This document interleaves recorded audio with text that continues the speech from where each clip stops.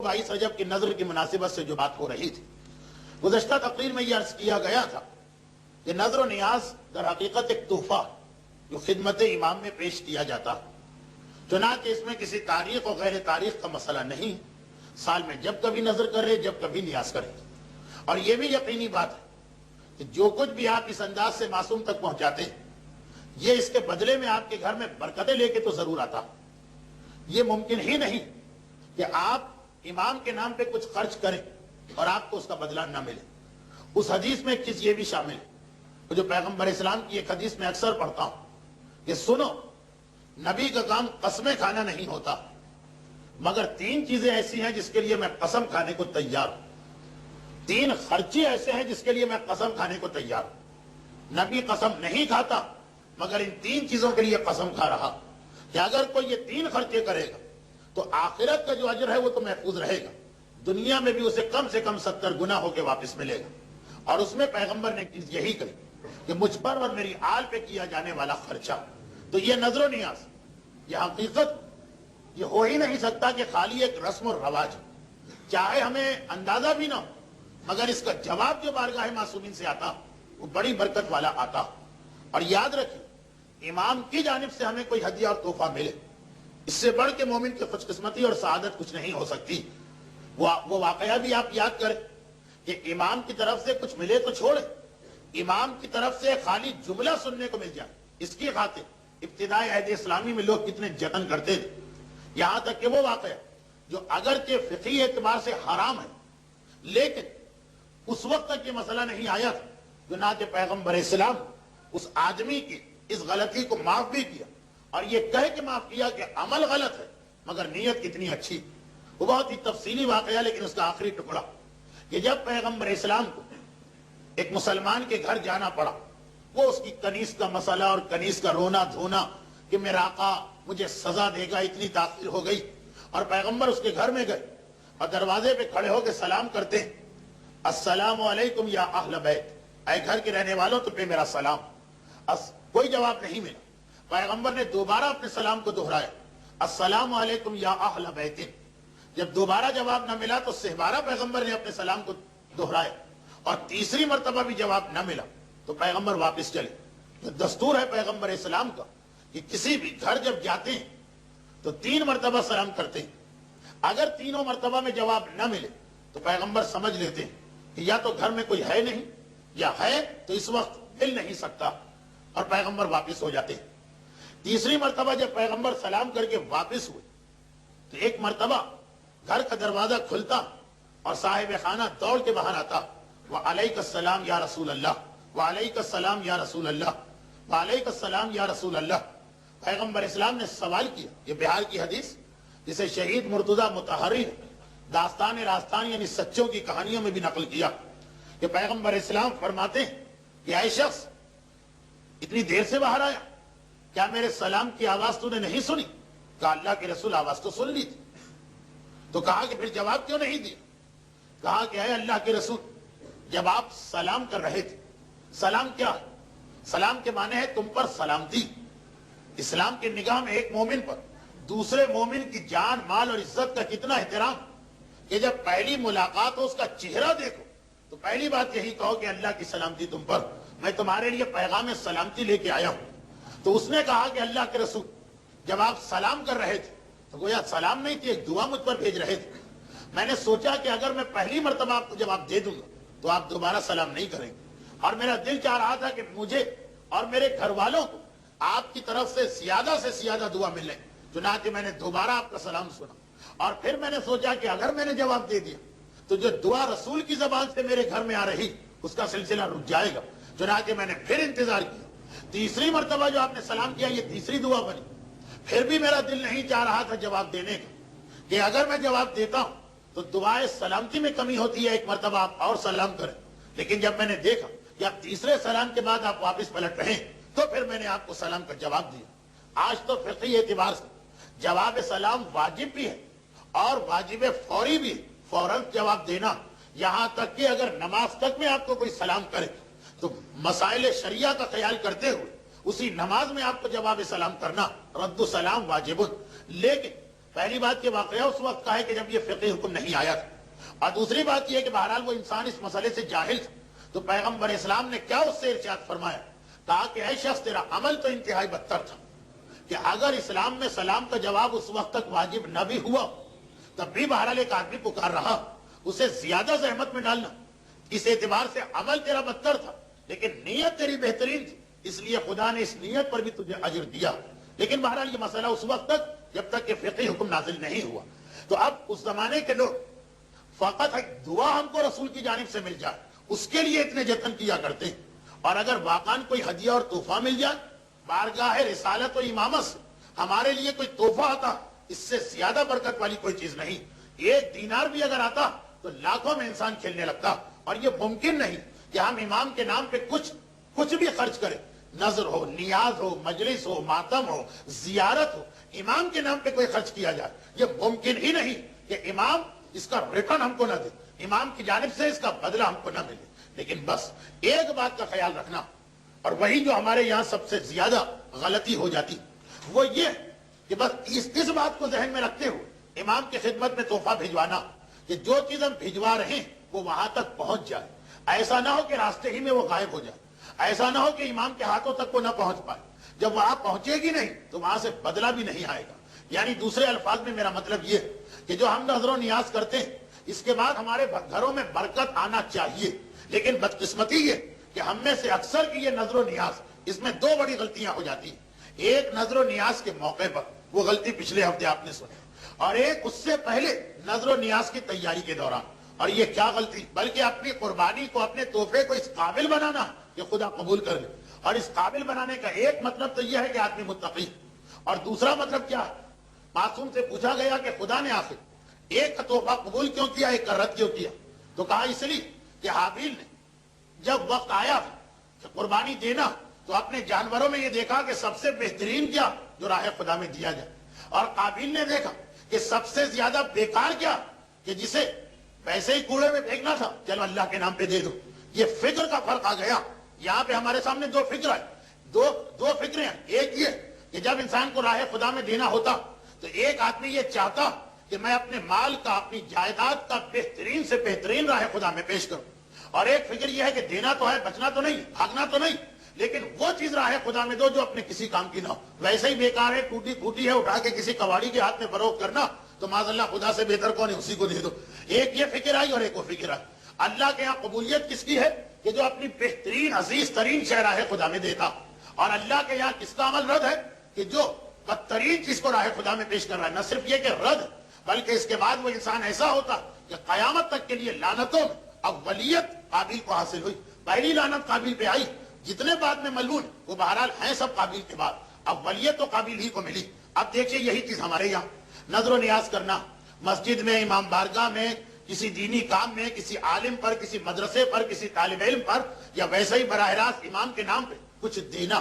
دو فکریں، دو اصول آئے ہمارے سامنے، ایک تو تقوی اور غیر تقوی، اور دوسرا اصول کیا آیا کہ بہترین شے کون دے رہا ہے اور بدترین شے کون دے رہا۔ اچھا بہترین اور بدترین کسے کہتے ہیں؟ یہ سوال۔ لوگ کہتے ہیں کہ واہ آج کل ہم بہترین چیزیں دیا کرتے ہیں، پہلے زمانے میں لوگ وہ میٹھی ٹکیاں رکھ دیتے تھے نظر و نیاز میں کہ کھائی بھی نہ جائے۔ اب بریانی ہے، اب قورمہ ہے، اب حلیم ہے، اب ایک سے ایک ٹیسٹی، ایک سے ایک لذیذ، ایک سے ایک معاشرے کی پسندیدہ غذا اس کے اوپر لا کے رکھی جاتی۔ وہ پہلے زمانے کے معاذ اللہ سوکھے سوکھے دسترخوان سے کہ آدمی فقط چک کے اٹھ جاتا تھا۔ آج دنیا کی ہر نعمت کو لا کے رکھا، تو ہم تو حابیل کی سنت پہ چل رہے ہیں کہ اپنے مال سے بہترین بریانی پکاتے ہیں، اور بہترین مثلا کھچڑا، بہترین دال، جو کچھ بھی ہر چیز سپرلیٹو ڈگری والی تیار کرتے، ہم حابیل کی سنت پہ عمل کر رہے ہیں؟ جی نہیں، اس کا نام بہترین نہیں۔ بہترین اس کا نام نہیں ہے کہ آپ نے بجائے میٹھی ٹکیا کے مثلا بریانی تیار کر، یا کھیر کے بجائے کہ جو لوگ کم کھاتے ہیں مثلا گاجر کا حلوہ آپ نے لا کے رکھ دیا کہ جو لوگ زیادہ شوق سے کھاتے ہیں، یہ بہترین نہیں۔ بہترین اور بدترین کا معیار کچھ اور۔ حدیث امام پیش کرنے کے بجائے ایک واقعہ پیش کر دوں جو ایک ایسی شخصیت کا جو احادیث امام پر ہم سب سے زیادہ معرفت رکھتا تھا۔ یہ واقعہ آپ اکثر علماء سے سنتے، لیکن میری تقریر اس نقطے پہ آ گئی کہ غالباً اس واقعے سے بہتر کوئی واقعہ اس وقت ہو ہی نہیں سکتا کہ حابیل کی سنت یہ ہوئی کہ راہ خدا میں بہترین چیز دو، قابیل کا طریقہ یہ ہوا کہ جو چیز ویسا ہی سڑ رہی وہی اٹھا کے راہ خدا میں دے دو۔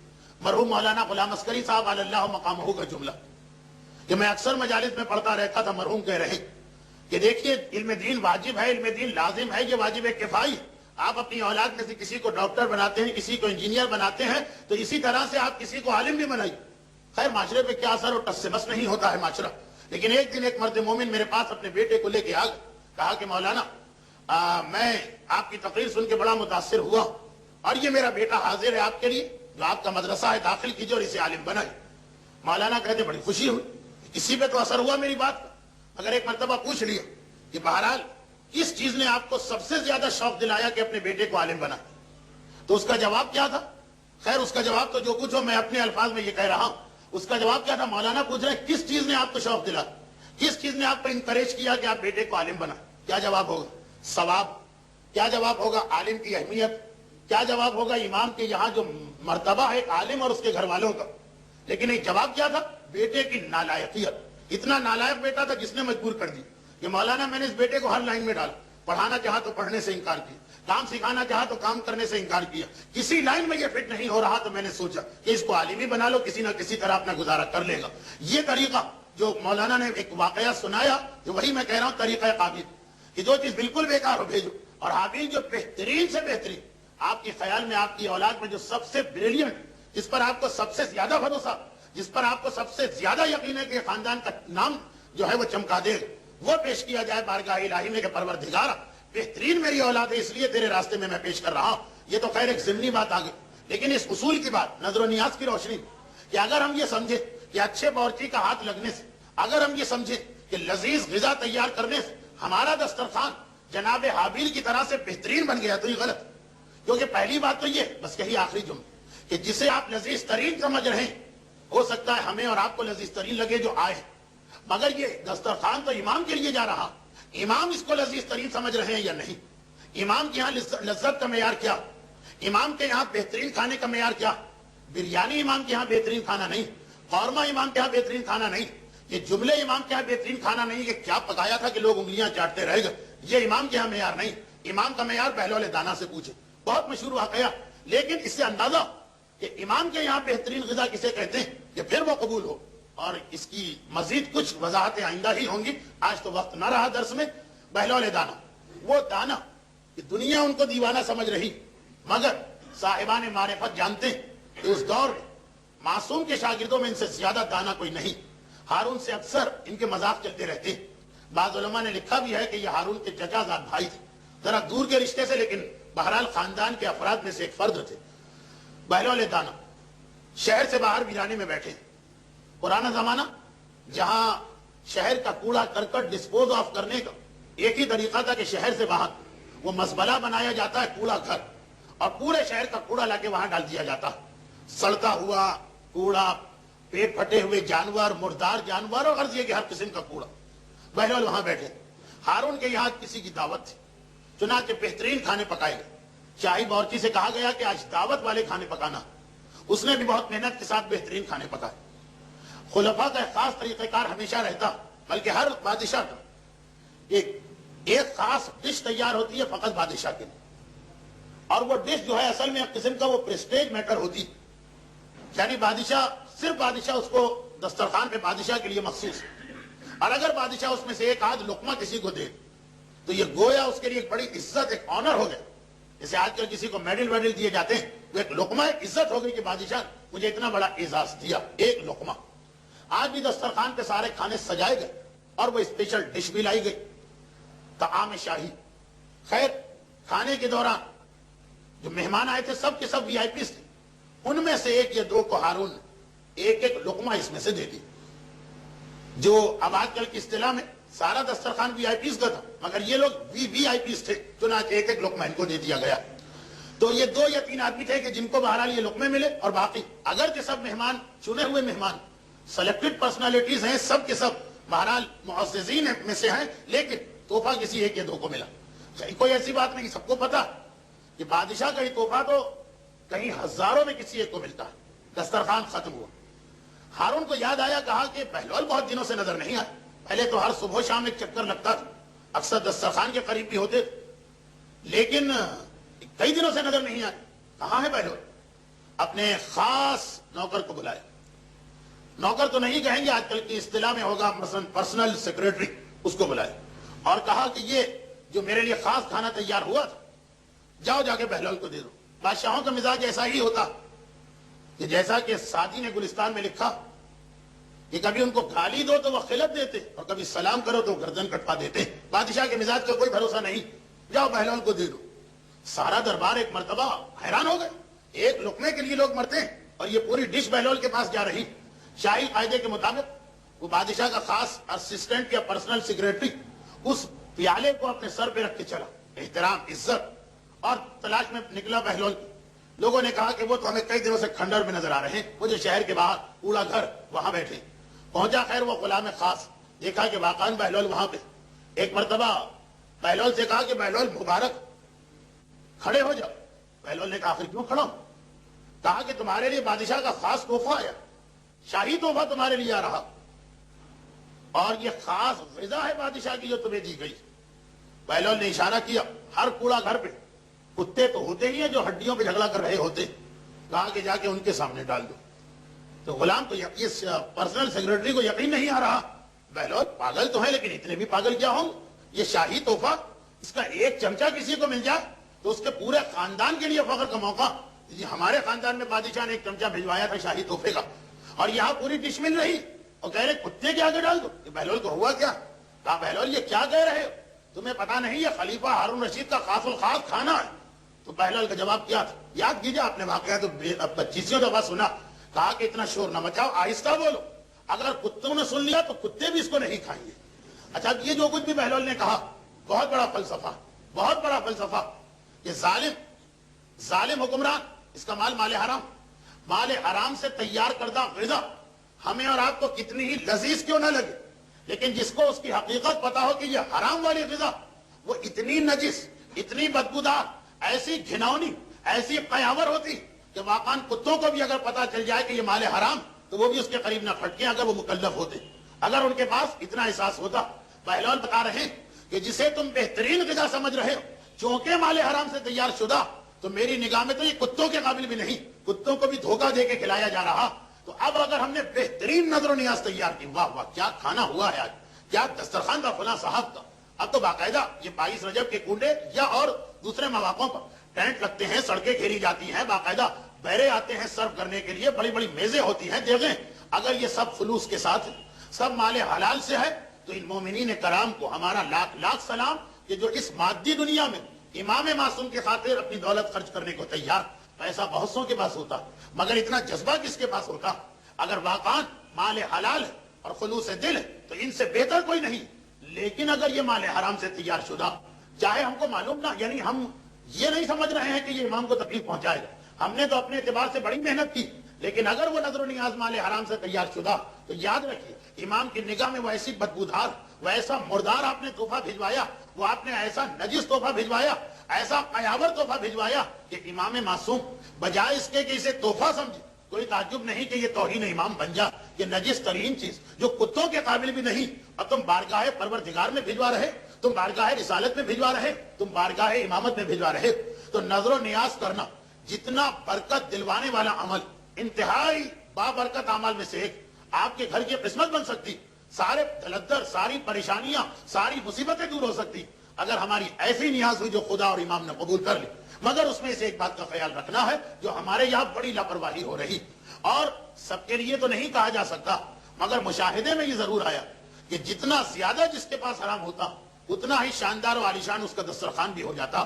ہاں ایسے لوگ بھی ہیں جو مال حرام سے بہترین دسترخوان پیش کرتے ہیں، لیکن اکثریت کی میں بات کر رہا ہوں۔ تو ایسی نظر و نیاز جو مال حرام سے خدمت امام میں پہنچائی جا رہی، خود ہی آپ سوچیں کیا یہ امام کی شان کے مطابق، کیا امام اس سے راضی اور خوش ہو سکتے ہیں؟ اگر اس کی وجہ سے امام ہمارے گھر پہ عذاب بھی بھجوا دیں تو تعجب نہیں، مگر بہرحال ہیں وہ رحمت للعالمین کی اولاد، بہرحال ہیں وہ دنیا کے شریف ترین اور کریم ترین انسان، اس لیے ہمارے اس غلط تحفے کے باوجود امام اس کو نظر انداز کر دیتے ہیں۔ مگر اس کا مطلب یہ نہیں کہ ہم اپنی غلطیوں پہ اصرار کریں۔ چنانچہ جو فطرے کے بارے میں مسئلہ لکھا ہے کتابوں میں، کہ فطرے کی پہلی شرط یہ ہے کہ مال حلال سے ہو۔ اگر آپ کے پاس مال حلال نہیں، مال حرام ہی، تو کسی سے قرضہ لے کے آئیے حلال اور اس سے فطرہ دیجئے۔ وہی اصول نظر و نیاز پر بھی مکمل اسی طریقے سے منطبق ہے جس طرح امام خمینی اور آغا خوئی نے اپنی کتابوں میں لکھا۔ اور بس اسی کے ساتھ میری آج کی گفتگو اختتام کو پہنچی۔